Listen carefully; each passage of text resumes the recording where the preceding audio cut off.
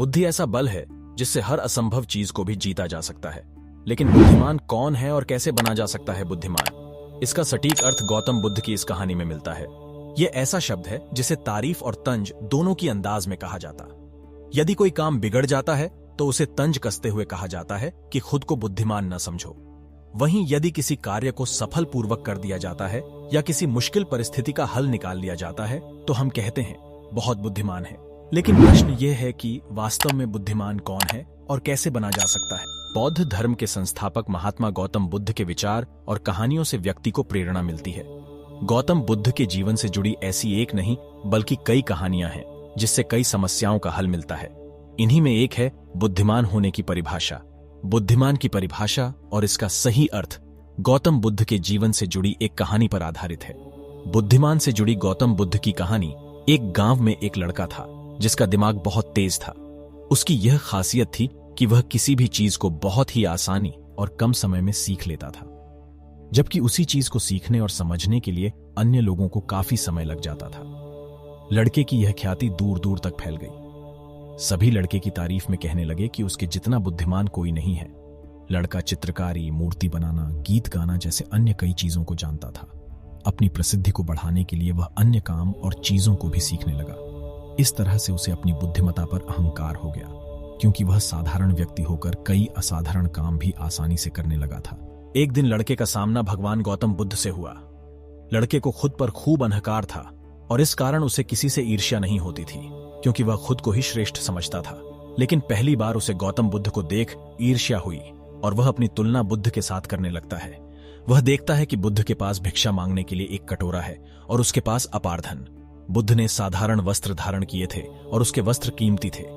बुद्ध नंगे पैर थे और वह नंगे पांव जमीन पर पैर भी नहीं रखता था।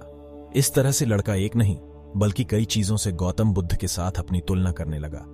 हर चीज से तुलना करने के बाद वह मन ही मन सोचता है कि आखिर मैं इस भिक्षु के साथ अपनी तुलना क्यों कर रहा हूं, जबकि इसका और मेरा जीवन बिल्कुल अलग है। वहां मौजूद सभी लोग गौतम बुद्ध का सम्मान कर रहे थे। लड़का सोचने लगा कि आखिर इनमें ऐसा क्या है जो मुझ में नहीं है, जिस कारण मेरे भीतर इनके प्रति ईर्ष्या पैदा हो गई। अपने मन में चल रही जिज्ञासा को शांत करने के लिए वह बुद्ध के पास जाता है। वास्तव में कौन है बुद्धिमान? बुद्ध के पास जाकर वह कहता है, मैं इस गांव का सबसे बुद्धिमान व्यक्ति हूं और आप अपने आसपास जो भी देख रहे हैं मैं वह सब करना जानता हूं। मैं किसी भी कार्य को बहुत कम समय में सीख लेता हूं, इसीलिए सभी लोग मेरा सम्मान करते हैं। लेकिन फिर भी आपको देख मेरे भीतर ईर्ष्या पैदा हो गई। इसलिए मैं जानना चाहता हूं कि आपकी उपलब्धि क्या है। सभी आपको इतना आदर सम्मान क्यों दे रहे हैं? लड़के के सवाल का जवाब देते हुए बुद्ध कहते हैं, मेरी कोई उपलब्धि नहीं है, लेकिन तुम कह सकते हो कि मेरी यही एक उपलब्धि है। बुद्ध लड़के से पूछते हैं, क्या तुम्हें निंदा अच्छी लगती है? लड़का कहता है कि भला किसे निंदा अच्छी लग सकती है? बुद्ध कहते हैं कि जो तुम्हें अच्छा और बुरा लगता है मैं इनसे भी ऊपर हूं। मुझे ना निंदा सताती है और ना अपनी प्रशंसा से प्रसन्न होता हूं। यही अंतर है तुम में और मुझ में। बुद्ध कहते हैं, तुमने सैकड़ों काम सीखे लेकिन सबसे जरूरी काम को सीखना भूल गए।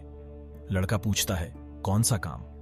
बुद्ध ने दिया बुद्धिमान होने का ज्ञान। बुद्ध कहते हैं कि क्या तुम्हें मन को नियंत्रण करना आता है? यह बात सुनकर लड़का समझ जाता है कि उसे बुद्ध से ईर्ष्या क्यों हुई। बुद्ध कहते हैं, जिसने संपूर्ण जगत जीत लिया लेकिन अपने मन को नहीं जीत पाया उसने कुछ भी नहीं जीता।